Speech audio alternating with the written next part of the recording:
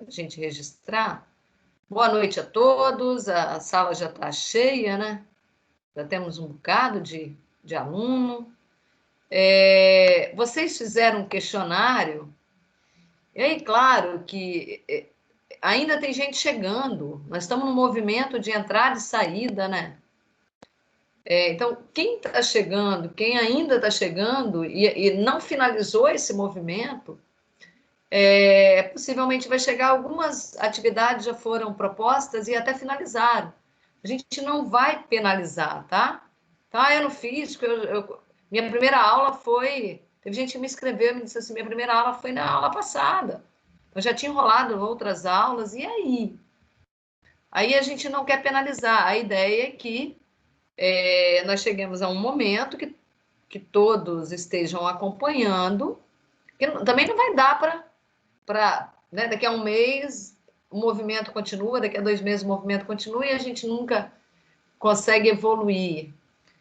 A ideia é que a gente consiga evoluir, que o conteúdo comece a ganhar aí uns elementos diferentes. Então, basicamente, nós estamos falando da mesma coisa de formas diferenciadas, para não deslanchar de vez e as pessoas que estão chegando posteriormente não conseguirem acompanhar, chegar já tem um montão de coisa.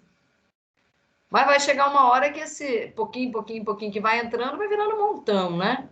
Então, num primeiro momento, eu propus um questionário, que é um questionário bem simples, mas ele acaba chamando algumas definições que a gente precisa conhecer, que eu foquei muito nelas na aula passada e sugiro que quem não estava na aula passada ou quem não entendeu a aula passada, que se manifeste.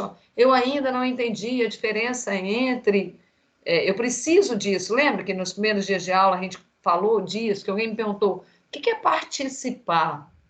Participar também é dizer suas dúvidas. Teve uma questão lá no questionário, essa aqui, porque se você falasse, teve uma questão, mas eu não sei qual é, também não adianta. Que eu percebi que eu não sei qual é a diferença entre velocidade média e escalar, não que tivesse isso lá. Mas imagine que tivesse essa questão. Você pode definir novamente? Eu entendo isso dessa maneira. É assim ou não é assim? Eu resolvi desse jeito, a resposta que eu encontrei foi 32. E eu acho que eu estava certo. Mas a resposta lá está 8. Então, assim, o que eu errei? Onde está meu erro? Será que eu errei conta? Será que eu errei na forma de enxergar o modelo, de escolher o modelo, não era o adequado? A gente precisa ir eliminando as dúvidas. Eliminando as dúvidas, acrescentando coisas novas, resolvendo problemas. Tá? E aí hoje eu propus mais uma atividadezinha, que ela vale meio ponto. Ah, mas só meio? Só meio. Pode ser feito em 3 alunos. Ah, meu colega vai fazer tudo, vai colocar meu nome. Tudo bem. Não é o melhor, né? Então eu diria, olha, eu aconselho que isso não aconteça, mas eu não tenho como policiar isso. Realmente não tenho. Porque, de novo, né? Cada um aí preocupado com o que ele vai adquirir ao longo do tempo que ele vai fazer o curso de engenharia. Porque se a gente não consegue, gente, se abastecer de capacidade de resolução de problemas, possivelmente depois de 5 anos lá dentro da FAESA, né? Fez 5 anos de engenharia, 5 anos, 6 anos, sei lá quantos anos. E quando a gente vai para o mercado de trabalho, você fala, meu Deus, o que eu fiz? Que agora eu não consigo encontrar um emprego que me pague aquele valor que eu... Já é difícil para quem é bom. Se eu não souber nada, aí danou-se, tá? Então, a gente precisa pensar na gente mesmo. Mas vamos lá. A ideia hoje é que a gente faça alguns exercícios, faça a diferenciação entre velocidade média, velocidade escalar média, velocidade instantânea, e que a gente também defina movimento retilíneo uniforme. Alguém já quer me perguntar alguma coisa? Pode me perguntar, sou toda ouvidos. Não? Vamos lá, hein? Na aula anterior, eu coloquei um vídeo em que vocês viram nadadores em uma piscina, né? Lembram do vídeo? Eu não vou rodar esse vídeo de novo, mas a ideia é que a gente perceba que esses nadadores, todos eles vão sair de um determinado ponto, eles saem lá do ponto de partida, eles vêm aqui para a borda, outra borda da piscina, batem e voltem. É uma prova de 100 metros livres, tem um 100 aqui, tá? A prova masculina de 100 metros livres. Então, todo atleta começa numa borda da piscina e volta para a mesma borda. Então, quando eu pego um determinado nadador, cada um deles, mas a gente vai fazer isso para um determinado nadador. Poderia ser o César Cielo, né? Então, vamos chamar de nadador 1. Qualquer nadador. Então, o que acontece? O ponto inicial da prova, onde ele começa a trajetória, é exatamente igual ao ponto final. Então, todo nadador, ele começa a nadar em um determinado ponto, vem.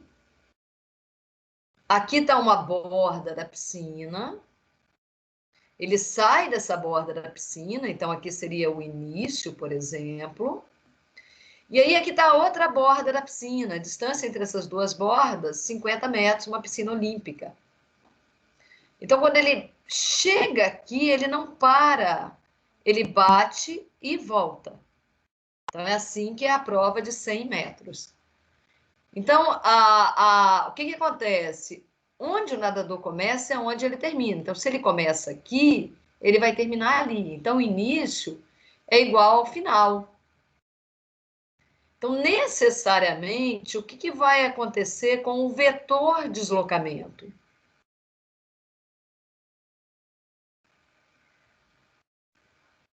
Esse vetor deslocamento, ele é um vetor nulo, o tamanho dele é nulo. Porque a distância entre o ponto inicial e o ponto final é zero. E o tamanho do vetor de deslocamento é o tamanho do vetor, da distância entre esses dois pontos. A gente já falou nisso na aula passada. Né? Então, o que nós chamamos de ΔX, muito comum, sem a setinha em cima, representa o tamanho do vetor de deslocamento. Então, o ΔX para a gente é igual a zero.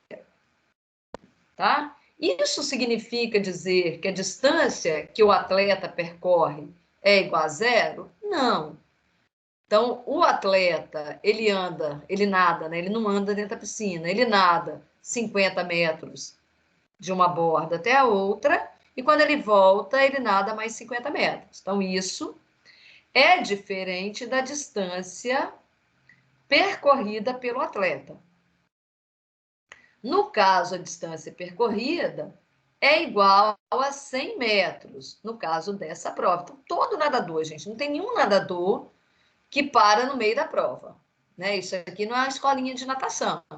Todos eles é realmente um campeonato, e todo nadador vai começar numa borda da piscina e ele termina na mesma borda que ele começou numa prova de 100 metros. Eu desconheço uma situação em que algum nadador tenha parado de nadar, tenha morrido no meio do caminho, enfim. Né? Então, a distância percorrida é igual a 100 metros. Aí, na hora que a gente vai calcular a velocidade, nós temos dois tipos de velocidade. Uma que é chamada de velocidade média, que simplesmente ela vai determinar para nós a razão, então a gente simboliza assim, V de média, velocidade média. Eu vou pegar o tamanho do vetor de deslocamento, ΔX, estou chamando de ΔX, e vou dividir pelo tempo de prova. E aí, claro que cada atleta ele tem um tempo de prova. Só que para todos os atletas, independente do tempo que ele gastou, a parte de cima que é zero. E 0 dividido por qualquer número diferente de 0, nenhum atleta vai gastar 0 segundos para nadar. Então, a gente vai descobrir que todo atleta tem uma velocidade que é 0. Então, isso pode causar uma impressão que nenhum atleta saiu do lugar. Ah, mas então ninguém nadou? Não, aí vem o diferencial. Quando falamos em velocidade média, o que isso representa para nós? E talvez o que muitas vezes interessa é que as pessoas no mundo real se preocupem com ela, com a velocidade que interessa para as pessoas de forma geral, seja o que nós chamamos de velocidade escalar, ou velocidade escalar média. Então, essa velocidade escalar média, então, sei lá, vamos representar aqui, assim, velocidade escalar média, média, quanto ela vale para nós? Aí a gente vai pegar a distância percorrida e dividir pelo ΔT. E claro que cada atleta faz uma distância de 100 metros e cada atleta tem um tempo. A gente tem aqui um exemplo em que o atleta fez a prova em 48,17 segundos. Então, pegou a distância percorrida e dividiu pelo tempo e encontrou um resultado que foi de 2,076, aproximadamente 2 metros. Um atleta faz 2 metros em 1 segundo. Então, ele é bem rápido. Tá? Uma pessoa que nada 2 metros, imagina lá, em 1 segundo, nós não estamos falando de andar 2 metros, nadar 2 metros. Tá? Então, tem que haver essa diferença para a gente entre quando é que eu uso o tamanho do vetor de deslocamento e quando é que eu uso a distância percorrida. Qual velocidade eu estou medindo? E aí eu falei para vocês que eu vou fazer exercício, e nesse exercício a gente vai fazer velocidade, tá? Cálculo de velocidade. Só velocidade? Não, não só velocidade. O que é posição? Bom, imaginando que uma partícula, uma pessoa, um carro, sei lá o quê, um móvel, ele vai sair do ponto A. Então, aqui, ó, eu tenho meu ponto inicial. Ele vai sair dali.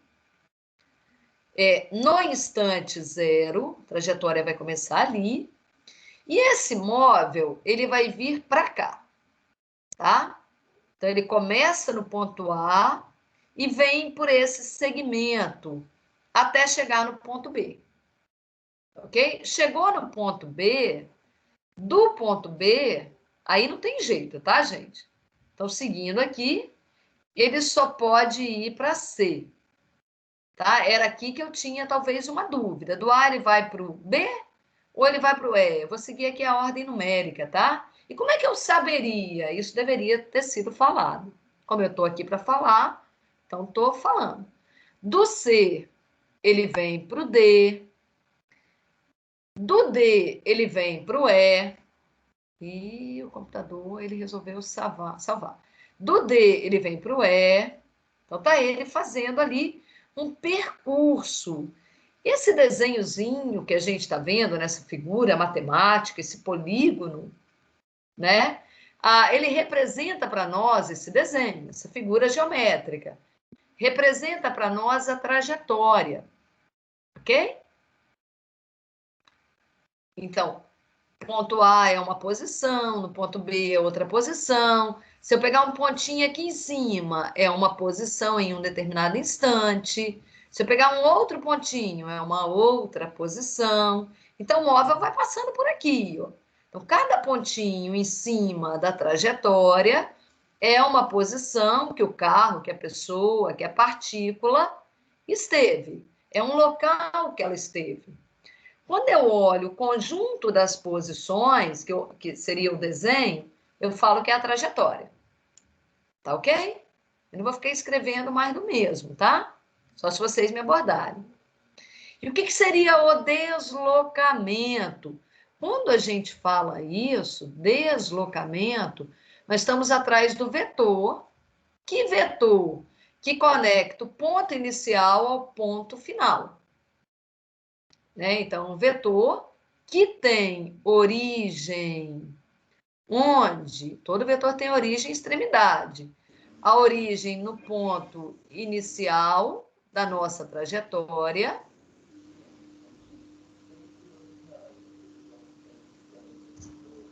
Alguém está falando alguma coisa? E tem extremidade. Onde que é a extremidade do nosso vetor? No ponto final da trajetória. Tudo bem, gente? Estou escrevendo aqui bem vizinho. Alguém ia perguntar alguma coisa? Eu vi que vocês ligaram aí o... Foi sem querer, professor. Ah, tudo bem. Então, de acordo com a nossa trajetória, que está descrita em forma de desenho, esse pontinho A foi quando a partícula começou, mas também é onde ela termina. Então, ele também é a posição final, né? Então, é o ponto final, é a posição final. De qual instante? De qual T? Ah, do T final. Então, T é o nome do instante. Quando o instante é 0, quando o instante é 1, quando o instante é 2. Como eu não sei o tempo total da trajetória, eu vou chamar esse tempo de TF, tá? Então, assim, nesse caso em que o ponto final é igual ao ponto inicial, né? Então, a posição inicial é igual à posição final, isso implica dizer que o deslocamento é um vetor nulo, lá, igual a 0 com a setinha em cima. Como é que eu leio isso? Vetor nulo. Qual é o tamanho disso? 0. Tá? 0. Eu estou colocando a setinha em cima para dizer que eu lembro que é vetor, tem que reforçar a ideia de vetor. Isso não é uma grandeza numérica, não é uma grandeza escalar, é uma grandeza vetorial. Bom, qual é a distância percorrida? Caramba, a distância percorrida, eu vou ter que pegar o tamanho do segmento AB. Então, vamos nós atrás ali da distância percorrida, tá, pessoal? Então, como é que você vai fazer para calcular a distância percorrida? Vai ser possível calcular isso? Vai. Eu vou pegar AB, vou colocar aqui um tracinho em cima para falar que é o segmento. Então, eu vou pegar o tamanho do segmento AB, mais o segmento BC, mais o tamanho do segmento BC, só vou me referir dessa maneira, mais o tamanho do segmento DC, que ele andou esse pedacinho horizontal. Esse aqui é fácil de eu achar o tamanho. Depois, mais o tamanho do segmento que vai do D até o E. Então, por onde ele vai passando, eu vou vendo o tamanho ali. E depois, mais o segmento ED, mais o tamanho do segmento ED. Então, todo segmento que está na horizontal ou na vertical, o tamanho é fácil da gente determinar, não precisa de conta nenhuma. Então, aqui que vai 4 até o 6, uma linha reta ali, horizontal, que conecta o ponto 4 ao 6. Então, o tamanhozinho que eu tenho ali do segmento, o tamanho do segmento é 2. Então, direta, vem aqui, esse cara é 2. Tamanho, tá? Daqui até aqui. Então, 2 é o tamanho ali do DC, 2. E o DE também é um segmento vertical, então facilmente a gente consegue ver que essa medida vertical aqui, variou do 0 até o 2, ela também tem tamanho 2. Então, DE tem tamanho 2. E o ED, que também é uma linha horizontal, ED não, é A. Do E ele vai para o A. Tá certo? Então, aqui eu tenho que apagar, trajeto final lá não é do E até o D, é do E até o A. E o tamanho do segmento é A, também é uma linha horizontal. Vocês estão vendo que aqui embaixo, do 4 ao 0. Então, essa linha horizontal tem o mesmo tamanho que essa linha horizontal, ó, que tem tamanho 4. Né? Então, esse tamanho aqui para a gente é extremamente importante, porque é o quanto ele caminhou nesse trecho, tamanho 4. Mas os outros dois trechos que o móvel percorreu, trecho AB e o trecho BC, são trechos inclinados, digamos assim. Então, para eu calcular o tamanho, eu vou imaginar que tem um triângulo ali, vou imaginar aqui um triângulo, e que o segmento BC, ele é a hipotenusa desse triângulo. Imagina, veja aqui um triângulo, esse triângulo não faz parte da trajetória, ele está ali para me ajudar a determinar o tamanho do segmento BC. Então, esse triângulo que a gente acabou de desenhar, um cateto dele aqui tem tamanho 1, tá vendo? Que esse pontinho aqui é menos 1, ó. Então, em termos de tamanho, eu desci 1 aqui para baixo, então menos 1 é para orientar, claro que descer só pode ser para baixo, esse menos 1 é para orientar que eu estou abaixo do eixo X, mas em questão de tamanho é 1. Então, o cateto é 1. Enquanto esse outro cateto, em que a medida da horizontal é do 4 ao 6, tem tamanho 2. Então, para eu descobrir o tamanho de BC, né, vou chamar o tamanho de BC aqui de... Vou dar um nome para ele. Vou chamar de Z, letra Z. Então, usando Pitágoras ali, ó. Então, o que eu posso fazer? Via Pitágoras, Z ao quadrado, hipotenusa ao quadrado, é igual a cateto ao quadrado, mais cateto ao quadrado. Então, eu descubro que Z ao quadrado é igual a 5. E que Z só pode ser a raiz de 5. Eu vou deixar em raiz mesmo, tá? Mais raiz de 5. Então, aqui, o tamanho de BC é raiz de 5. E eu ainda preciso da medida AB, do tamanho do segmento AB. Aí, de novo, né? Você vai lançar a mão de quem? Vou chamar Pitágoras.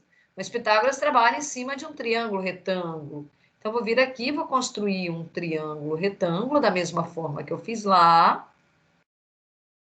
Esse cateto aqui do meu triângulo, ó, daqui até aqui, ó, ele tem tamanho 3, enquanto esse outro cateto, ele tem tamanho 4. Então, 3 e 4 são os tamanhos ali dos catetos que vão me ajudar a determinar o tamanho do segmento AB. Ah, eu quero chamar o segmento AB de segmento X, o tamanho dele é X. Beleza, então, o que vai acontecer? Pitágoras ali também. Então, Pitágoras mais uma vez, x ao quadrado é igual a 3 ao quadrado mais 4 ao quadrado, ele é um que nós chamamos de triângulo pitagórico. X ao quadrado é igual a 9 mais 16, 25. E a gente descobre que x é igual a 5. Então, a primeira medida ali para nós, o primeiro segmento que ele faz, tem tamanho 5. Soma isso tudo, isso significa para nós distância percorrida. Então, a distância percorrida, 4 com mais 4, 8 com mais 5, 13. 13 somado com a raiz de 5, o que? Unidade de comprimento. Então, beleza. O que aconteceu? A gente tem uma distância percorrida. Ah, eu quero dizer que raiz de 5 é aproximadamente 2,4. Ah, tá bom. Você pegou lá a sua calculadora, achou um valor aproximado para a raiz de 5. Não vamos dizer que a raiz de 5 é aproximadamente 3, porque 3 é muito ruim. Né? Então, para mim, raiz de 5 é aproximadamente 2,2. Então, claro que aqui eu vou tirar o igual e vou dizer que isso é aproximadamente, se eu pegar a raiz de 5, aproximadamente 2,2, eu diria que é 15,2. A distância percorrida tem esse tamanho. Metros, quilômetros, eu não sei, porque não foi dada unidade para a gente. No mundo real, claro que essa unidade seria dada. A gente, na matemática, costuma muito chegar aqui e falar assim, U pontinho C. E o que você quer dizer com esse U pontinho C? U de unidade, C de comprimento, unidade de comprimento. Então, quando alguém não me deu isso inicialmente, a gente acaba fazendo uso desse recurso, o C, para unidade de comprimento. E depois? Depois eu quero inserir um slide, só que o computador ele não quer deixar eu inserir um slide. Enfim, então não vamos inserir um slide. Tá, então, o que eu obtive? Distância percorrida e o ΔX, que é um vetor nulo. Aí alguém me fala assim, calcula a velocidade? Calcula a velocidade, porque você está falando em velocidade. Bom, você quer essa velocidade para quê? Então, dependendo da conta que eu vou fazer, a minha velocidade vai ser o tamanho do vetor deslocamento, ΔX, dividido pelo ΔT. Então, eu não vou considerar o quanto ele percorreu, eu não vou considerar a distância percorrida. Então, no nosso caso, eu diria que é zero. Então, é como se eu dissesse assim, tá vendo essa pessoa que estava aqui? Ela nem saiu do lugar. Porque quando eu olhei, ela estava no mesmo lugar mesmo. Então, ela não levou em consideração que a pessoa saiu, fez uma trajetória, caminhou uma determinada distância. Então, essa velocidade que a gente calculou, chamada ali de velocidade média, ela não me ajuda de maneira nenhuma a responder a uma pergunta se a pessoa andou rápido ou se ela andou devagar. Então, a velocidade que me ajuda a responder isso é a velocidade que nós chamamos de velocidade escalar média. De novo, na velocidade escalar média, na velocidade escalar média, aquela que me ajuda a responder se a pessoa é rápida ou devagar, eu tenho que pegar a distância percorrida 15,2 e dividir pelo tempo que a pessoa gastou. De novo aqui, pessoal, eu vou ficar com uma interrogação, porque eu não sei quanto tempo gastou, a pessoa não me deu, ela gastou 10 minutos, gastou 10 segundos, tá? Mas é só para que vocês lembrem que há uma diferença entre isso e isso. Não vão me fazer o tempo todo ΔX dividido por ΔT. Então, em muitas situações, a distância percorrida é diferente do tamanho do vetor posição, tá? Aqui a gente tem mais uma situação em que eu tenho os mesmos pontos A, B, C, D, E e A, porém, o nosso movimento, ele é cheio de curvas. Então, o que aconteceu ali que de A para B a gente tinha um segmento, de B para C a gente tinha um segmento. A ideia continua a mesma. Qual é o deslocamento para essa questão aqui, ó? Então, de acordo com o que está descrito aqui para a gente, ó, a partícula começou a trajetória no ponto A, tá aqui o vetorzinho, ó, tá vendo a setinha aqui, e a pessoa, a partícula, sei lá qual é o móvel, terminou no ponto A. Então, ponto inicial é igual a ponto final. Então, imediatamente, a gente vai responder que o vetor deslocamento, ó, meu ΔX com a setinha em cima, ele é um vetor nulo, ó, o zero com a setinha em cima. Então, dizer isso, pessoal, é diferente de escrever só o ΔX. Então, o que é o ΔX para nós aqui? Ele é o tamanho do vetor deslocamento. Então, no nosso caso, que é um vetor nulo, o tamanho dele é zero. É o tamanho dele que eu uso no cálculo da velocidade média.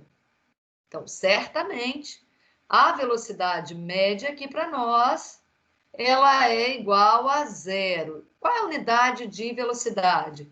Vai ser unidade de comprimento em cima, porque é tamanho, dividido por uma unidade de tempo embaixo. Será que é metros por segundo? Será que é quilômetros por hora? Né? Então, qual é a unidade aqui? Essa razão entre essas duas unidades. Então, para essa questão e a anterior, a velocidade média é igual a zero. Ora, o que eu vou ter aqui de dificuldade em relação à questão anterior? Como é que você vai fazer para calcular a distância percorrida? Na questão anterior, eu recorri a Pitágoras. Cateto, calculei hipotenusa, chamando o teorema de Pitágoras, criei o retângulo.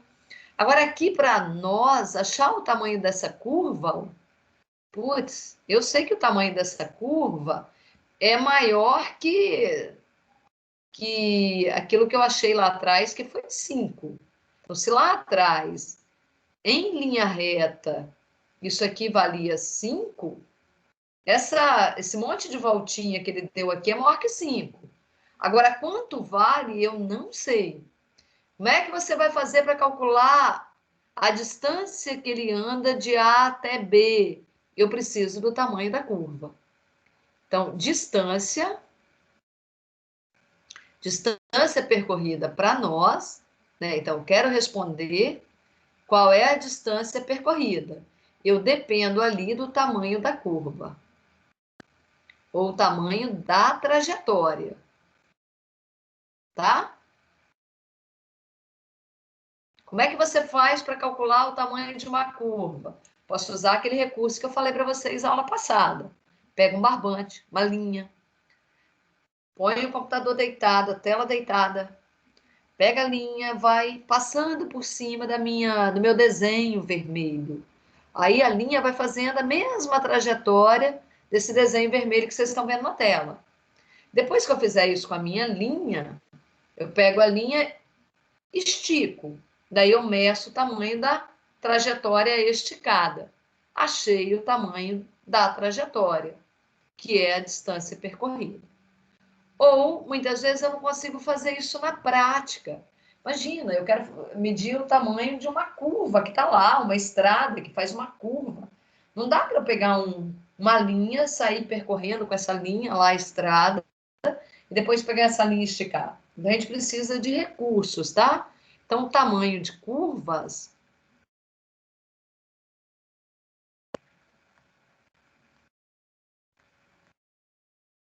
muitas vezes são obtidos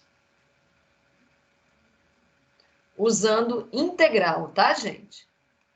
Mas tem outros artifícios, como o da linha que eu falei para vocês. Matematicamente, usando integral, que é o contrário de derivar. Mais ou menos assim. E velocidade? Aí é que danou-se, né? Porque para eu calcular a velocidade, se for a velocidade média, deu 0. E a velocidade escalar média? Aí, pessoal, não vou conseguir calcular a velocidade escalar média, porque eu não tenho o tamanho, a distância percorrida. Mas, de novo, não custa a gente... Nossa, não custa a gente reforçar... Meu Deus, o computador está ruim. Não custa a gente reforçar a velocidade escalar média, sempre uma média, nada mais é que a distância percorrida dividido pelo tempo gasto. Pelo tempo gasto. E aí, digamos, pessoal, que eu fiz essa conta. Digamos que eu fiz essa conta, só supondo, tá? E essa conta deu... vocês estão aí? Estão me acompanhando? Está aparecendo um sinal ali para mim diferente. Não, professora, tá tranquilo sim. Tá tudo certo. Então, vamos supor aqui, uma hipótese, ó, tô supondo, tá? Vou supor. Digamos que eu calculei, deu 65 quilômetros por hora. Imagine que tivesse dado isso. Aí, o que eu diria? Que se o carro, se a partícula percorresse essa trajetória, essa mesma trajetória, se o tempo todo ela tivesse a 75 km por hora, o tempo todo, não importa se ela está numa curva mais fechada ou menos fechada, mas se o tempo todo ela tivesse uma velocidade de 65 km por hora, não, mas ela vai conseguir manter a velocidade aqui? Imagina que fosse isso. Então, se ela conseguisse fazer isso, manter a mesma velocidade de 65 km por hora, ela gastaria o mesmo tempo que ela gastou para fazer essa trajetória que a gente desenhou aí. Então, possivelmente, nessa trajetória, aqui a velocidade é um valor, aqui é outro. É possível que aqui a velocidade seja menor que aqui, que aqui é mais reto, tá vendo? É uma curva bem menos acentuada.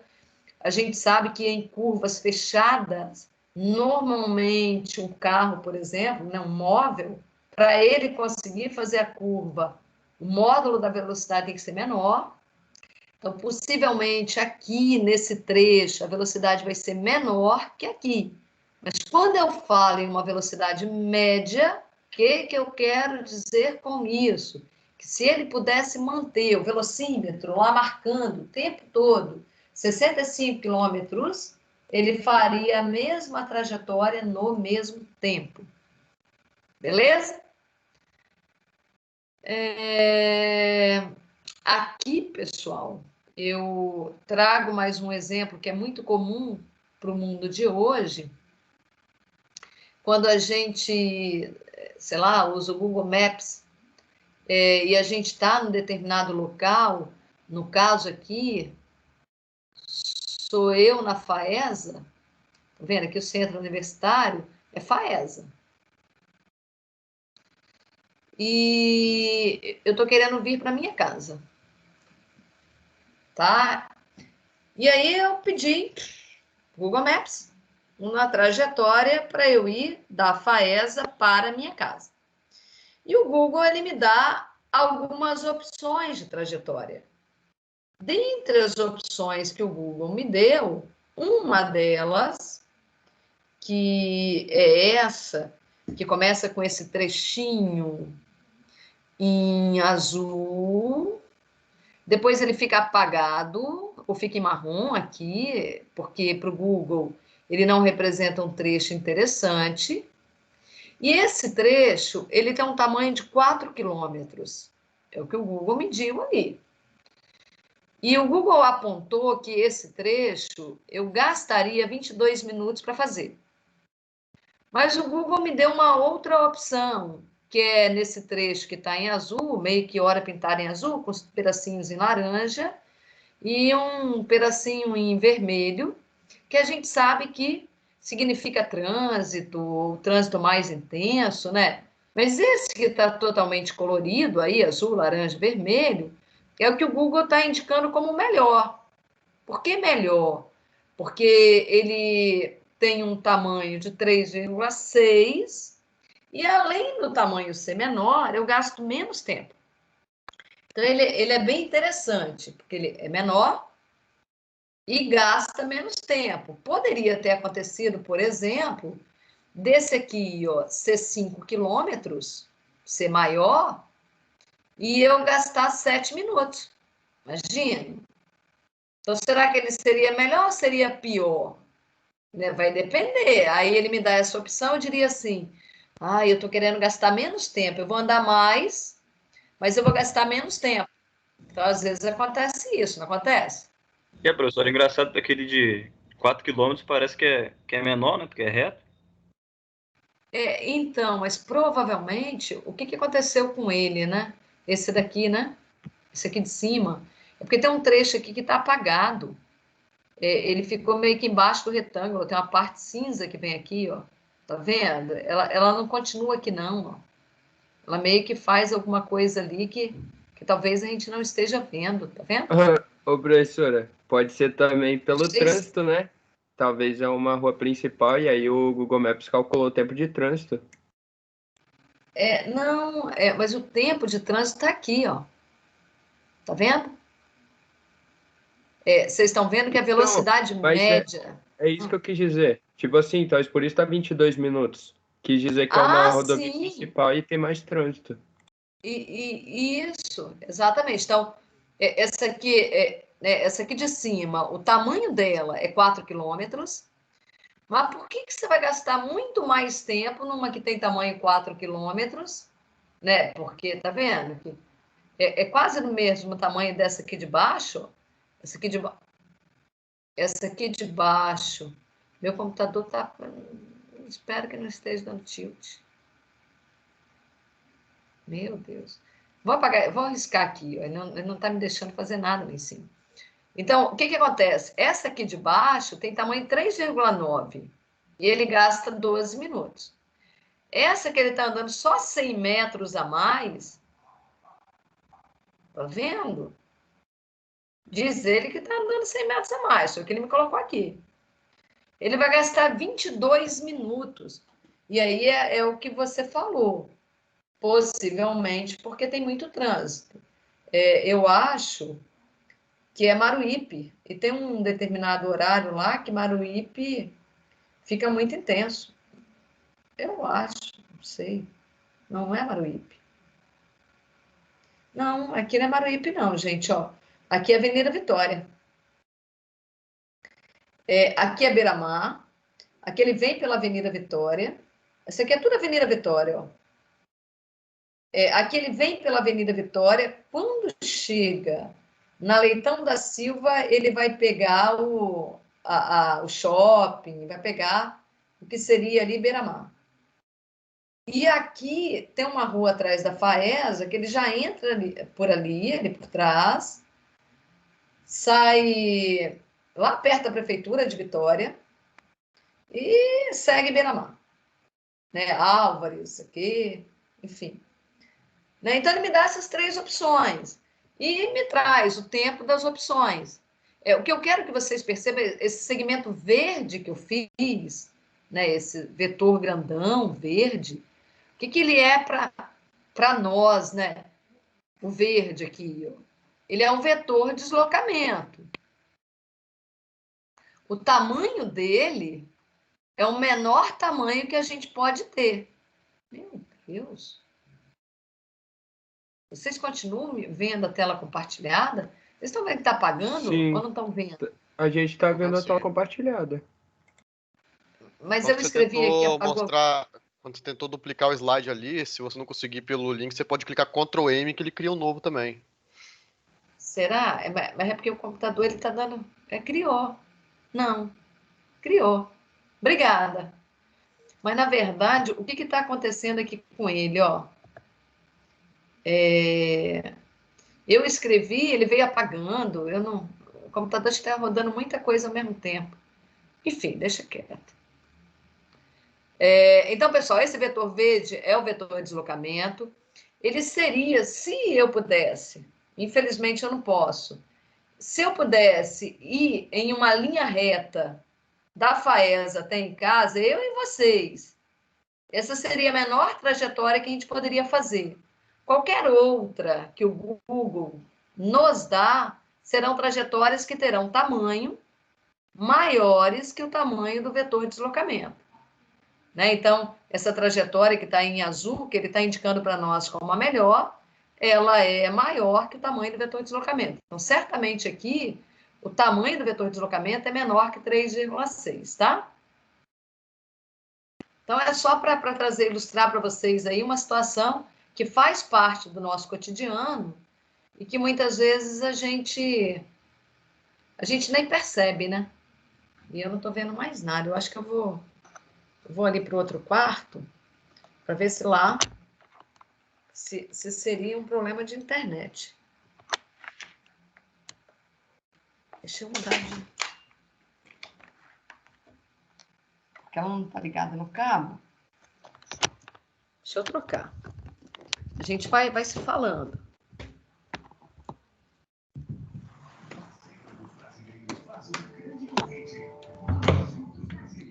Ju, você pode ir para o outro?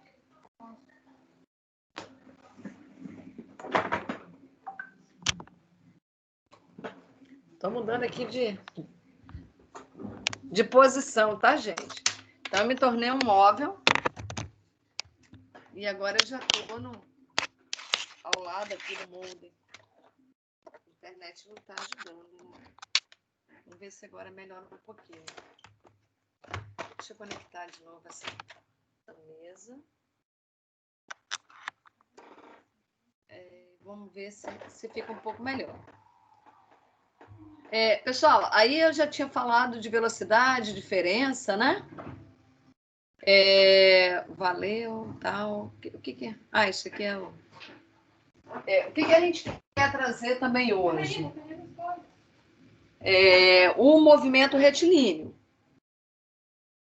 Então, assim, a gente quer trabalhar com movimento retilíneo uniforme, mas o que é um movimento retilíneo? É quando a minha trajetória ela é retilínea. Isso não aconteceu nas situações que a gente colocou. Ju, vai logo. Tô indo pegando um monte de coisa. Vou pegar meu computador.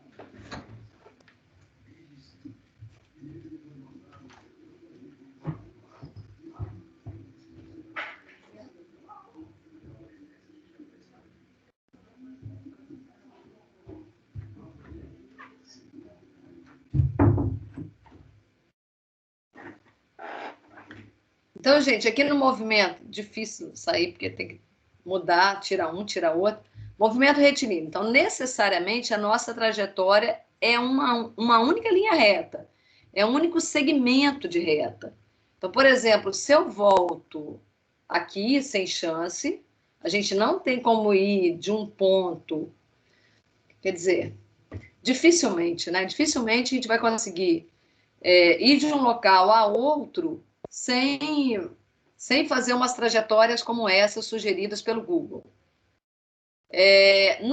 Nas duas questões que eu coloquei anteriormente, meu Deus, não é só a rede, é o computador mesmo. Se eu tivesse com o MATLAB aberto, mas não estou. Vamos fechar aqui o GeoGebra. Vamos lá. Então, por exemplo, nessa situação aqui, apesar da gente estar vendo que ele vai de A até B por um segmento de reta, que ele vai de B até C por um segmento de reta, mas não dá para eu chamar o trajeto inteiro de um movimento retilíneo. Então, ele não teve numa única direção. De A até B, ele esteve em uma direção, de B até C, ele esteve em outra direção, e assim sucessivamente. Então, para eu falar em um movimento retilíneo, eu só vou classificar como retilíneo se necessariamente, do início do meu estudo até o final, ele seguir numa única direção, numa única linha. Essa linha ela pode ser inclinada ou não, tá? Então, ele pode seguir numa linha que está inclinada, assim, ela pode estar inclinada assim, ela pode estar na horizontal, ela pode estar na vertical, mas tem que ser uma única linha. Então, ele não sai dessa linha. A gente fala que o nosso movimento é unidimensional, ele está numa única dimensão. Sobre a velocidade, ela não precisa ter o mesmo tamanho o tempo todo. Então, o que acontece com essa tartaruguinha? Ela está no movimento retilíneo, sempre aí para frente. Então, chegou aqui, é como se recomeçasse o tempo, tá? Então, ela vai do instante 0 até o instante, o quê? Até o instante 5. Ela faz uma trajetória. Sempre com a mesma velocidade, que é uma velocidade valendo 10 centímetros por segundo. Tá certo? Então, além do meu movimento ser retilíneo, o tamanho da velocidade é sempre o mesmo. Quando isso acontece, eu acabo classificando, né, a minha trajetória inteira, o meu estudo inteiro, como sendo, só vai até o instante 3, como sendo um movimento retilíneo uniforme. Então, se o tempo todo, né, no instante 0, no instante 1, no instante 2, o tempo todo a tartaruga está ali com a velocidade valendo 10. A velocidade pode mudar de tamanho? Pode.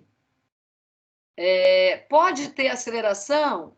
Pode. O que não pode é a trajetória deixar de ser uma única linha, tá? Então, condição necessária para que eu tenha um movimento retilíneo, que eu não saia da direção que eu estava. Aqui eu vou pular, que é mais do mesmo, senão a gente não... aqui é importante a gente diferenciar o que é tamanho do deslocamento, de posição. Então, ele está na posição X1. Ele está na posição X1. Isso no movimento retilíneo, tá vendo? Ele está na posição X2. Não, ele variou desde a posição x1 até a posição x2. Então, o ΔX, o tamanho do deslocamento, é a posição final menos a posição inicial. Tá? Então, em algumas situações, só reforçando, o tamanho do deslocamento pode ser que seja diferente da distância percorrida. Certo? E vou continuar. Quando eu meço a velocidade em um movimento retilíneo, então daqui para frente eu só vou trabalhar com movimento retilíneo. Daqui para frente não é até o final do semestre, não, tá? Quando a gente mudar, a gente fala que mudou. Então, movimento retilíneo uniforme, trajetória retilínea. Movimento retilíneo uniformemente variado, trajetória retilínea. Eu lancei uma bolinha para cima, fiz um lançamento vertical, trajetória retilínea, né? Seguiu numa linha reta, porém, essa reta é vertical com o chão, faz 90 graus com o chão. Então, em um movimento retilíneo, não que em outros não possam ser, mas para a gente retilíneo, por enquanto, a minha velocidade, numericamente falando, ela pode ser positiva. Eu vi lá, na hora que eu medi a velocidade, eu percebi que a velocidade foi de 5 metros por segundo. Esse foi o número que eu obtive. Não, na hora que eu medi, a velocidade deu menos 3 metros por segundo. O que isso significa, né? Então, talvez eu fique lá desesperada, porque a velocidade é negativa. Faz sentido a velocidade negativa, já que ela mede rapidez, ou pior, que ela não deu menos 3, ela deu menos 23. Então, eu diria que se a velocidade é menos 23, então aqui tem uma pessoa 1, cuja velocidade tem tamanho que é V1, e tem uma pessoa 2, cuja velocidade tem tamanho que é menos 23, tem tamanho que é 23. Então, eu diria, nesse caso aqui, que a pessoa 2, e o 2, que a pessoa 2, meu Deus, vocês vêm apagando também, que a pessoa 2 é mais veloz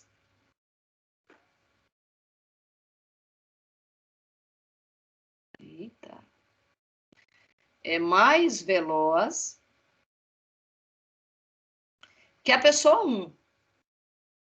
Apesar do número menos 23,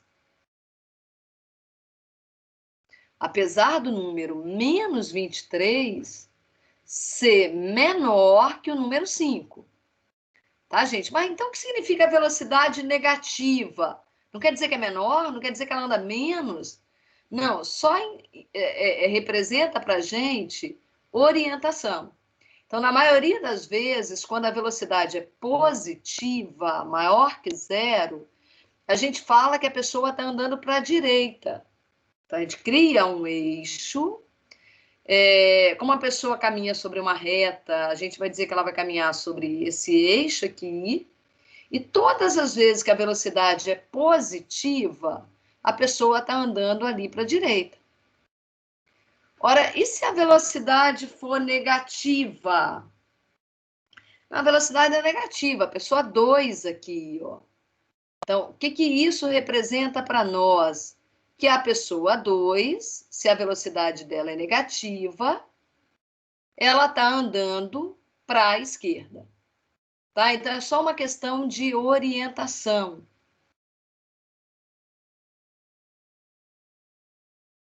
E o slide continua pulando aqui na tela.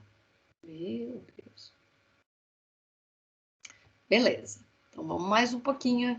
Vou pular isso. A gente já falou de certa forma. Vamos passar para uma representação gráfica agora, que também é extremamente comum. A gente sai de ilustrações, de desenhozinhos, né? E a gente começa a representar matematicamente em um movimento retilíneo como é a posição em relação ao tempo? Então, qual é a posição dada em função do tempo? Então, é muito comum a gente marcar pares ordenados. Então, a gente vai criar pares ordenados. O x do par ordenado vai ser o instante. E o y do par ordenado é a posição para aquele instante. Então, a gente leva isso para o plano cartesiano. Então, no instante 1, a pessoa estava na posição -4. Então, é como se a gente tivesse lá a pessoa caminhando sobre uma linha. Então, lembra lá do nosso eixo, que é onde a pessoa caminha? Então, tem um referencial. E no instante 1, onde a pessoa estava? Ela estava antes do zero. Mas quando que a casa dela é o referencial, então é como se ela estivesse antes da casa dela. Então tem o antes da casa dela, tem o depois da casa dela. Posição -2, posição -3, posição -4. Então, nessa posição -4, quando é que ela estava ali? Na hora que ela olhou para o relógio, ou o cronômetro dela, o cronômetro dela estava marcando 1 segundo. Então, no instante 1 segundo, ela estava na posição -4. Então, a gente não costuma representar essa situação nesse desenhozinho verde que eu fiz. O que a gente faz? A gente pega essa informação, escreve em um par ordenado, do jeito que eu falei ali para vocês. Primeiro coloca o tempo. Então, o x do par ordenado é 1. E sumiu, né? Senhor. Vocês estão vendo que aqui não tem esse parênteses. Vou riscar, ó. Ele vai sumir com tudo de novo. O risco ele some. Depois ele vai riscar tudo. Aí nós vamos colocar o número 1, depois vai aparecer. E a posição é -4. Então, para ordenado 1, -4. Gente, hoje está difícil, hein? Sumiu, né, de vez? Vocês conseguem ver o par ordenado que eu escrevi? Sumiu, né, aqui? Apareceu para vocês? Aqui tem um par ordenado? Tá dando para ver sim, professor. Nossa, só está apagando para mim? 1 -4. E aí, o que você faz com esse par ordenado? Eu vou lá no plano cartesiano, meço 1 na horizontal, desço 4, porque é negativo, e marco esse par ordenado.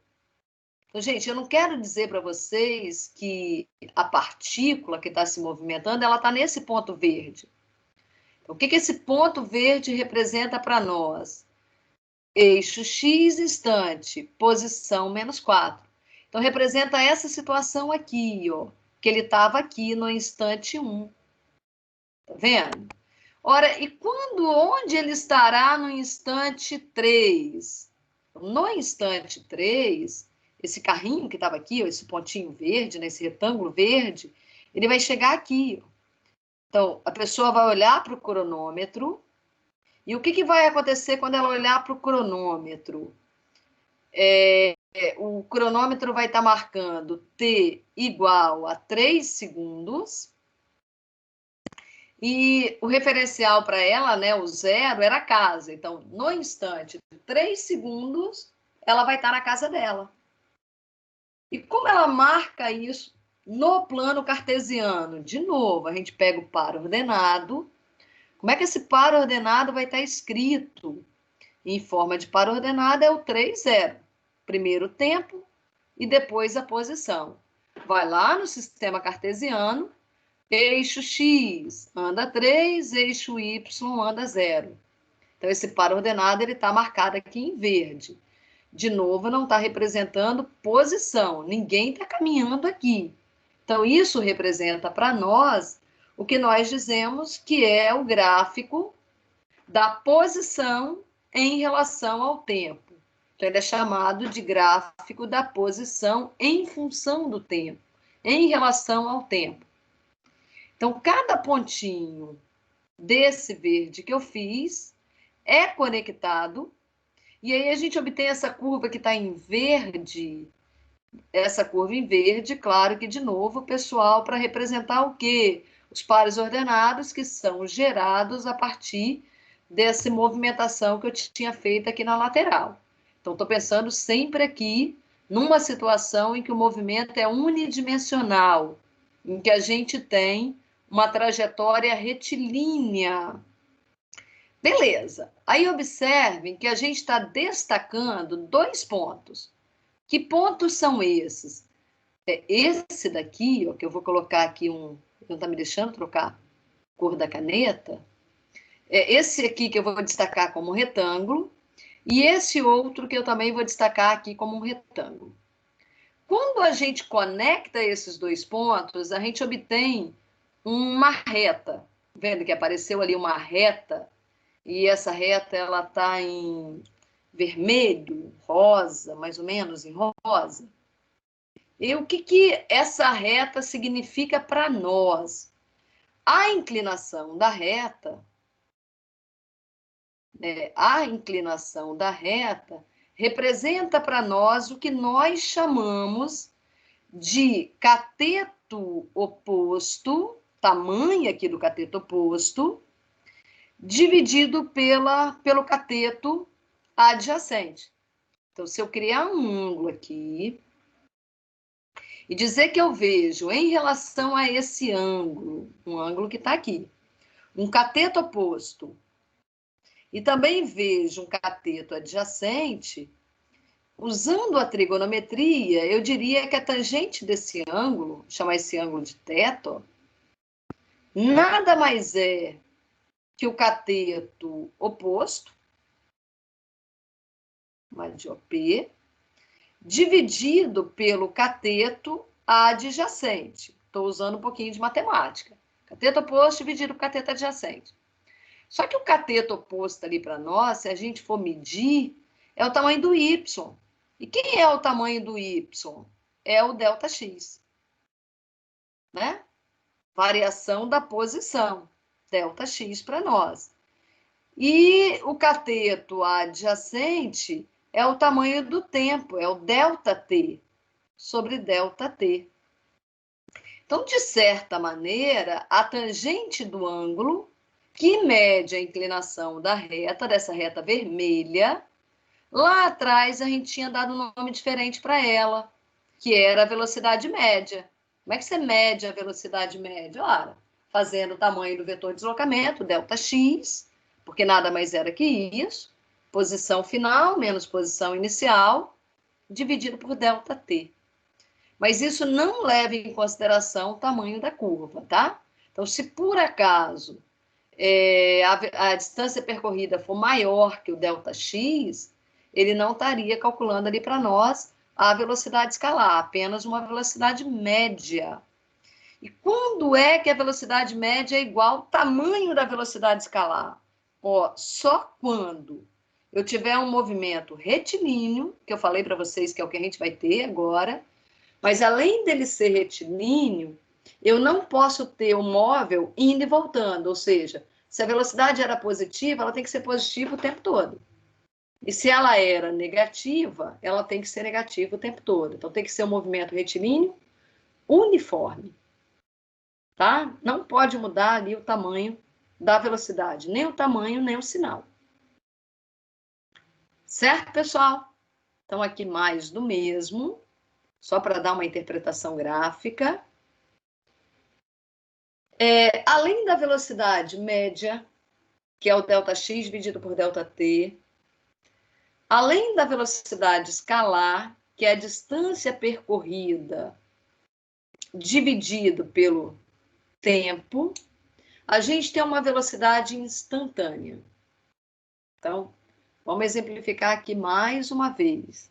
Eu estou em Vitória, quero ir até o Rio de Janeiro. Até o Rio. Digamos que a distância de Vitória ao Rio é lá, distância Vitória, Rio, distância que eu tenho que fazer, não é a distância em linha reta não, tá? É de 490 quilômetros. Essa é a trajetória que eu tenho que fazer. Só que eu vou de Vitória ao Rio, e além de ir, eu vou voltar para casa. Então, mesmo tanto que eu fui, eu vou voltar. Então, o que vai acontecer para nós numa situação como essa? E suponha, tá? Suponha que eu gastei 7 horas e que eu gastei para voltar também 7 horas. Beleza, pessoal? Isso dificilmente vai acontecer, né? Mas faz de conta que foi isso que aconteceu. Eu gastei 7 horas para ir, eu gastei 7 horas para voltar. Fui e voltei. Daí eu diria que numa situação como essa, a minha velocidade média é igual a zero. 0 quilômetros por hora. São as minhas unidades ali, quilômetros e hora. Que a minha velocidade escalar média, eu poderia ter uma velocidade média na ida e uma velocidade média na volta. Como eu gastei ali o mesmo tempo, tal, não sei o quê, acaba que as duas médias serão iguais. Vou colocar tudo num único pacotão. Eu tenho 490 mais 490, o que me dá ali 980, né? Eu ando 980 quilômetros para ir e voltar, e eu vou dividir isso por 14, o que me dá uma velocidade média de 70 quilômetros por hora, né? 70 quilômetros por hora. Então, é como se eu dissesse assim, ó, se eu pudesse, eu iria de Vitória ao Rio sempre com meu velocímetro marcando 70 quilômetros. Mas, na prática, o que vai acontecer? Ora eu vou olhar para o velocímetro e ele vai estar a 30. Ora eu vou olhar para o velocímetro e o ponteiro vai estar aqui em 90. Ora eu vou olhar, está em 110. Ora eu vou olhar, está no 10. Então, esse ponteiro, ele fica indo e voltando com muita frequência. Por mais que eu gostasse, que eu gostaria de me manter com ele ali praticamente sem se mexer, porque, né, vai economizar combustível, enfim. Mas na prática é impossível o ponteiro ir paradinho, né? Então, em média, a gente tem uma velocidade que é pequena.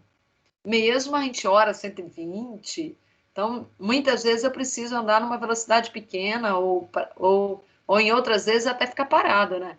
Trânsito, semáforo, às vezes você para mesmo porque você precisou descansar, enfim. Tá? Então são 3 velocidades para a gente. A instantânea, aqui eu olho para o relógio de segundo em segundo, pode ser até numa unidade menor, e eu vejo ali o ponteiro mudando. Então, nada melhor que para a gente pensar na velocidade instantânea é poder estar olhando ali o tempo todo, fixamente para esse ponteiro. Aí, aqui, as outras 2 velocidades que a gente tinha falado anteriormente. Beleza? Vocês querem me perguntar alguma coisa?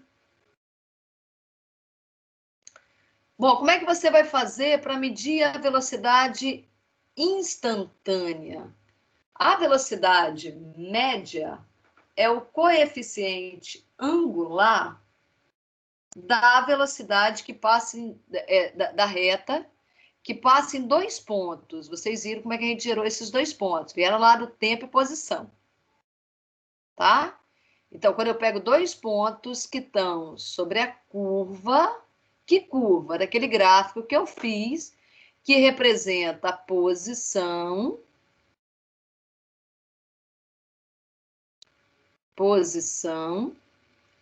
em função de quem? Do tempo. Aí eu pego 2 pontinhos sobre o gráfico, tá lá meu gráfico. Conecto os 2 pontinhos, aí acha essa reta que vocês estão vendo aqui, ó. Essa reta tem uma inclinação. A inclinação dela me dá o quê? Vou chamar assim, coeficiente angular dela. Me dá o quê? Me dá a velocidade média. Mas se eu, ao invés de pegar 2 pontos, eu pegar um único ponto, eu tenho uma outra reta aqui, ó. Daí, qual a diferença, matematicamente falando, entre essas duas retas? Aquela e essa aqui de baixo. Essa reta, pessoal, a gente costuma chamar de uma reta secante. Ela passa em 2 pontos. Para ela estar determinada, eu preciso de 2 pontos. Essa que está aqui à direita, nesse outro gráfico, eu também tenho 2 pontos. Eu também tenho uma reta secante. Só que o que eu tenho de mais interessante em relação à primeira? Que assim, estou eu querendo ir de Vitória para o Rio de Janeiro. E eu gostaria de saber a velocidade que eu estava lá no centro de Vitória. Se eu pegar o trajeto inteiro, e eu olhar como eu fiz, né? O trajeto inteiro tem tamanho 490 quilômetros, e eu gastei 7 horas. E eu obtive uma velocidade média de 70 quilômetros, não quer dizer que eu estava ali no centro de Vitória a 70 quilômetros. Agora, se eu reduzisse o tamanho do meu trecho, se eu falasse assim, quando eu estava em frente à FAES, eu olhei a posição tal, e o cronômetro eu vi qual era o instante. Daí, quando eu cheguei na Vila Rubim, eu também olhei qual era a posição e qual é o instante. Então, eu medi a distância percorrida num tempo menor. Quando eu faço isso, que eu tenho o meu ΔX e meu ΔT, e eu calculo a velocidade média nesse trechinho, essa velocidade média, ela indica uma velocidade para o centro de Vitória melhor que se eu olho o trecho inteiro. Então, se eu posso pegar instantes cada vez menores, o que isso vai indicar para mim? Que a velocidade, que ainda é média, que ela não vai deixar de ser velocidade média, porque eu não vou deixar de ter meu ΔX dividido por ΔT. Então, todas as vezes que eu tiver 2 pontos, esse cateto é o ΔX, esse cateto é o ΔT. E aí, quando eu faço cateto dividido por cateto, que eu encontro a tangente do ângulo, no fundo, eu estou encontrando o coeficiente angular da reta secante. Eu estou achando a velocidade média. Só que essa velocidade média, ela está se tornando melhor para a minha aproximação local. Então, quanto menor o ΔT, a gente costuma dizer assim, se o ΔT tender a zero, se esse pedacinho aqui for ficando bem pequenininho, se eu conseguir fazer o ΔT bem pequenininho, tendendo a zero, então o que vai acontecer com a nossa velocidade média? Ela também vai tender para o que a gente chama de velocidade, eu vou escrever aqui ainda, instantânea. Graficamente falando, matematicamente falando, o que era reta secante se torna reta tangente. E aí a inclinação da reta tangente é para nós o valor da velocidade instantânea. Mas na prática, como é que eu vou fazer essas contas? O que significa ΔT tender a zero? Como é que isso vai aparecer lá no curso de cálculo? Então, no curso de cálculo, vocês vão se deparar com uma situação como essa aqui. Limite da razão que a gente está colocando aqui. Esse carinha que está no denominador, eu vou dizer que ele tende a zero, com uma setinha aqui, vai ficando bem pequenininho. E o que é isso para nós? O que esse limite representa para a gente? Fisicamente falando. A derivada. Derivada de quem? Da função posição. É o x' de t, que representa a velocidade instantânea. Nós precisamos definir isso um pouco melhor. Vou ter que ver porque meu computador está pulando tanto. Eu não sei se vocês visualizam isso, mas a minha tela pula o tempo todo. Eu escrevo alguma coisa e fica branco, verde, branco, verde, branco, verde.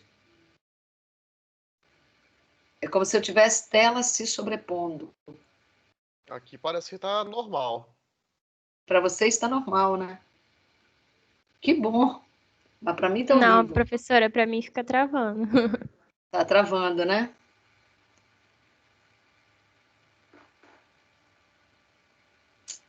Mas vamos lá, gente. Vamos ver o que a gente consegue caminhar e depois...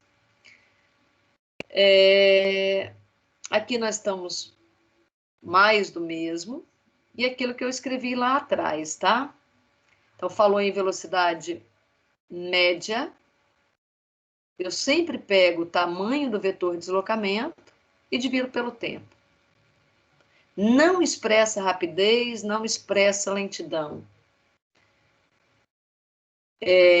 Outra maneira de calcular a velocidade é a chamada velocidade escalar média. Aí sim eu preciso calcular o tamanho da distância percorrida.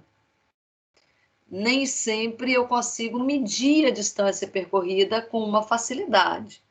Quando a trajetória é retilínea, sempre é fácil. Quando a trajetória é curvilínea, eu tenho que lançar mão de artifícios matemáticos. Mas sempre medida ali, distância percorrida sobre ΔT. Qualquer uma das duas que eu estou utilizando vão me dar a média. Aquela situação que eu falei para vocês, estou indo para o Rio de Janeiro. Independendo das curvas que eu vou fazer para ir de Vitória até o Rio. Não faz muita curva, mas eu faço algumas. Se essa curva tiver um tamanho de 490 quilômetros, eu vou dizer que, e eu gastei 7 horas, eu vou dizer para vocês que a minha velocidade escalar média é de 70 km por hora. Mas o meu velocímetro vai marcar 0, vai marcar 10, vai marcar 90, vai marcar 120. E aí é a velocidade instantânea. Que quem estudou física lá no ensino médio, às vezes aparece assim, ó, você pode calcular a velocidade assim, ó. Você vai pegar o V0, vamos pegar um modelo mais simples. Você vai pegar o S0 e vai somar com... Que modelo mais simples que eu poderia ter aqui? S0 mais VT. Tá vendo? Acho que vocês já viram esse daqui.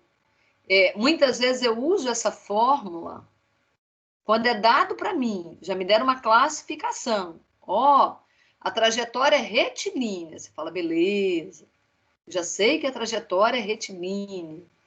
Mas o que deram para você? Deram para você que a aceleração é 0. É isso? Será que é 0? Aqui não é. Aqui é AT. Acho que esse é um modelo que vocês conhecem. Mais AT. Minha trajetória é retilínea. Mais... Meu Deus. AT. Não sei se vai ficar. Mas o que eu tenho? Aceleração constante. Então, de onde você está tirando isso? Tudo, imagine que tivesse sido dado. Então, eu tenho uma trajetória que é linha reta. Eu sei que a aceleração não varia. Então, a velocidade vai ser medida dessa forma. Então, essa é uma fórmula que me ajuda a determinar a velocidade instantânea. Dá para usar no mundo real? Na maioria das vezes, não. Por que não dá para usar no mundo real na maioria das vezes? Porque, normalmente, as nossas trajetórias não são retilíneas. Mas então, como é que você vai fazer para calcular a velocidade? Vou pensar lá em Newton, lá 1600 e pouco, que ele disse que estava ajudando lá no desenvolvimento do cálculo diferencial, ou seja, de derivadas, porque ele percebia que tinha medidas, que tinham grandezas, que variavam instantaneamente. Um exemplo é a velocidade. Então, tem determinados movimentações, movimentos, que a gente percebe na hora que vai acompanhando lá a trajetória, que em cada pontinho que o corpo se encontra, na hora que a gente mede o tamanho da velocidade, a gente vê que hora é um valor, hora é outro, e que varia, e que parece que não tem muito uma razão de ter aquele tamanho. Mas possivelmente a gente vai em busca de um modelo que nos ajude a medir o que está acontecendo. Um modelo teórico, uma fórmula. Essa é uma fórmula basicona, tá? Quem quer falar? Tem alguém falando aí, né? Ou não? Muitas vezes a gente usa como unidade de velocidade, eu não estou calculando nada, tá, pessoal? Como unidade de velocidade, 1 metro por segundo. Ah, mas o meu carro não dá metros por segundo. Não, essa é uma unidade do sistema internacional. Né? Então, é comum a gente trabalhar com metros por segundo. Bom, quando é que eu posso classificar um determinado movimento como sendo retilíneo uniforme? Primeiro, trajetória tem que ser retilínea. Se não for retilínea, você pode esquecer. Tartaruguinha indo, tá vendo? Sempre seguindo numa única linha. Uniforme. A velocidade não muda de tamanho. Se ela é 2 metros por segundo, ela é 2 metros por segundo. Se ela é de menos 5 metros por segundo, ela é de menos 5 metros por segundo. Em um movimento retilíneo uniforme, a velocidade é o tempo todo de mesmo tamanho. Então, a velocidade instantânea é igual à velocidade média, ela não vai variar nunca. Calcula a média. A média é aquele valor que, se ela tivesse em qualquer instante, o valor da velocidade média, então ela faria aquela trajetória gastando o mesmo tempo. Ora, mas se eu pego o ΔX e divido pelo ΔT, eu vou encontrar um valor que é sempre aquele que a gente disse que é constante. Graficamente, quando eu for modelar a posição em função do tempo, quando eu for fazer o gráfico disso, a grandeza pode ser centímetros segundo, metros segundo, quilômetros hora. Então, aqui, unidade de comprimento e aqui, unidade de tempo. Então, em um movimento retilíneo uniforme, o gráfico vai ser uma reta. Mas não tem que ser uma reta crescente, tá, pessoal? Pode ser uma reta decrescente. Nada impede a gente ter um gráfico aqui que seja decrescente. Também nada nos impede dessa reta ser assim. Tá ok? Então, se a nossa reta for horizontal, mas reta qual reta? Do gráfico da posição versus tempo. Então, se for essa linha horizontal, é porque a velocidade tem tamanho zero. Então, o que aconteceu? O nosso móvel, no instante inicial, ele estava na posição 20. O tempo foi passando e ele não saiu da posição 20. O tempo todo, ele está lá na posição 20, 20, 20, 20. Tá certo? Então, se acontecer isso, eu também classifico como movimento retilíneo uniforme. Por que o gráfico é uma reta? A gente falou lá atrás que a reta secante media para nós a velocidade média. E a reta tangente media para nós a velocidade instantânea. Então, numa situação em que a velocidade média e a velocidade instantânea são sempre idênticas, quando eu pego sobre a trajetória 2 pontos e eu conecto esses 2 pontos por uma linha, observe que está ali sobre a trajetória que eu estou falando para vocês, que representa o gráfico da função versus tempo. Se eu conecto esses dois, está ali conectado, não preciso conectar porque eu já tenho um desenho feito. O coeficiente angular dessa reta representa para a gente a velocidade média.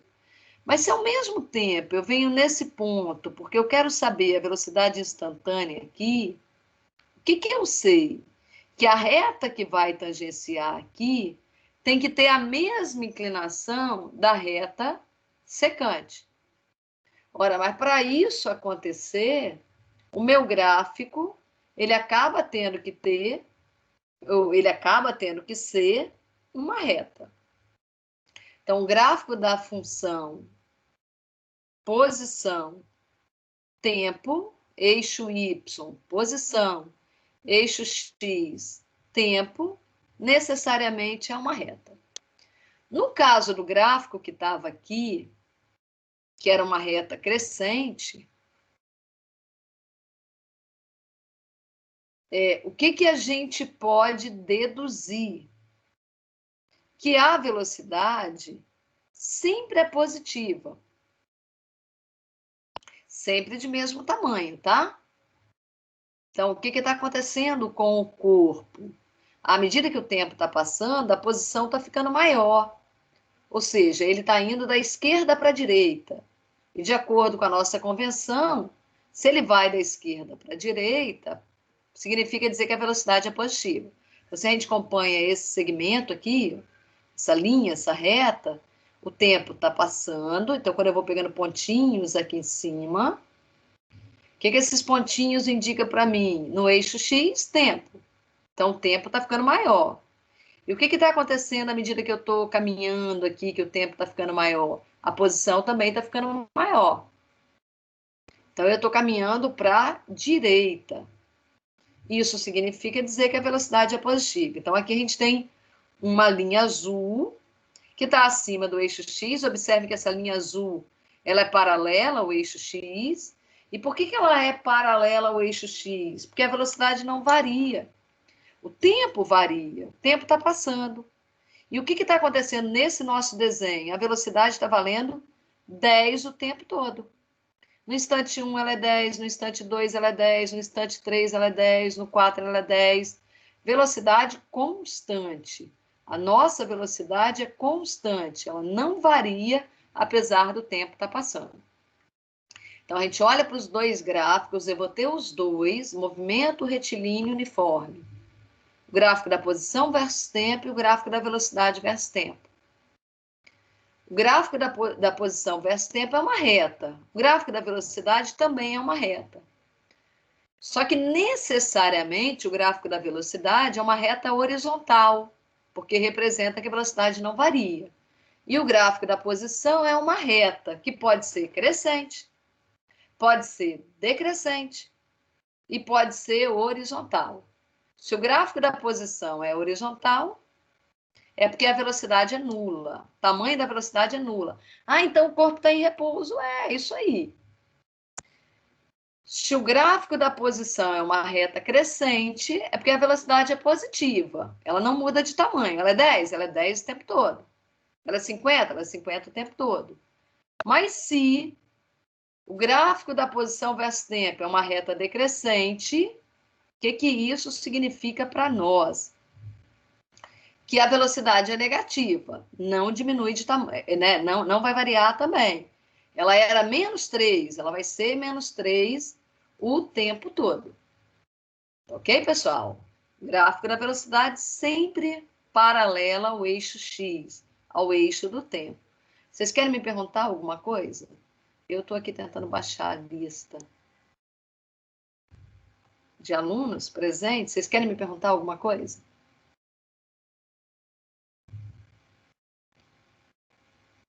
Pessoal? Querem me perguntar alguma coisa? Acho que a matéria está clara com água, professor. Acho que deu para entender tudo certinho, tem professor. pouca coisa ainda, né? Eu Então, acho que na hora que for fazer exercício que vai surgir mais dúvida um pouco, talvez. Então, eu coloquei mais uma lista lá para vocês.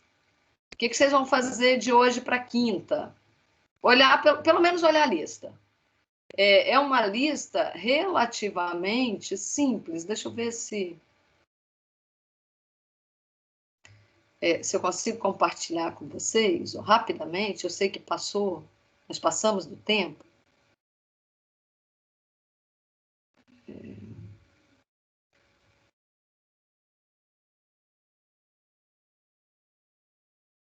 Deixa eu tentar compartilhar uma outra aqui. Essa aqui, ó, essa aqui é uma outra lista. É uma outra atividade. Vocês já fizeram questionário? Não, não é isso. É quase isso. É aqui. Então, olha o que eu falo para vocês. Ó. Uma pessoa está lá na Reta da Penha, e aí, obviamente, eu fui no Google Maps, peguei um trajeto na Reta da Penha. Por que você foi na Reta da Penha? Nada melhor que eu pensar na Reta da Penha para fazer uma trajetória retilínea. Então, eu peguei um trecho da Reta da Penha, porque não é a Reta da Penha inteira, peguei um trecho que vai lá do condomínio Edifício Fragata. Onde é? Ah, é lá na Reta da Penha. Google que disse, não sabia não. E fui até o cruzamento com a rua José Teixeira. E pedi para o Google fazer um trajeto, como se fosse uma pessoa caminhando, desse ponto A até o ponto B. Aí ele marcou um monte de pontinhos azuis, representando aí a trajetória da pessoa. E ele me disse que o tamanho dessa trajetória é de 750 metros e a pessoa... obviamente que o Google ele tem uma velocidade média para as pessoas. Cada pessoa tem a sua velocidade. Cada pessoa tem uma forma de andar. Mas tem uma média, né? Então o Google fala assim, ó, em média, você gasta 10 minutos para fazer esse trecho. Você olha e fala assim, eu? Não, eu sou preguiçosa até morrer. Vou gastar meia hora. Não, eu sou super rápido, vou gastar 1 minuto. Mas em média, pensando em todas as pessoas, seria isso daí. Aí peguei essa situação e comecei a perguntar, ó, podemos classificar esse movimento como retilíneo? Por quê? Então eu quero ver se vocês sabem o que é um movimento retilíneo. Considerando que Pedrinho, aí eu falo que a pessoa é Pedrinho, que Pedrinho andou numa única direção e somente no sentido de A para B. Então podemos dizer que a distância percorrida por Pedrinho é igual à variação de deslocamentos nos 10 minutos? Estou meio que perguntando para vocês. Então, é uma questão que puxa para um lado teórico, mas que depende de vocês conhecerem bem as definições. Se vocês não lembrarem das definições, até nessa questão, às vezes, fica um pouco complicado, tá? Então, vocês vão dar uma olhada, vão bater o olho, não precisam finalizar a lista de exercícios, tem um tempinho um pouco maior, mas sugiro que vocês, se puderem fazer logo, já façam. A gente só vai fazer isso? Claro que não, gente. Eu quero entrar em modelos que vão demandar que a gente faça algumas contas. Nós vamos derivar, se vocês concordarem, sim. Mas não faz parte do nosso conteúdo. Se vocês quiserem, sim. Tá? Querem me perguntar mais alguma coisa? Querem comentar mais alguma coisa? Não, professora, tranquilo. Beleza, então.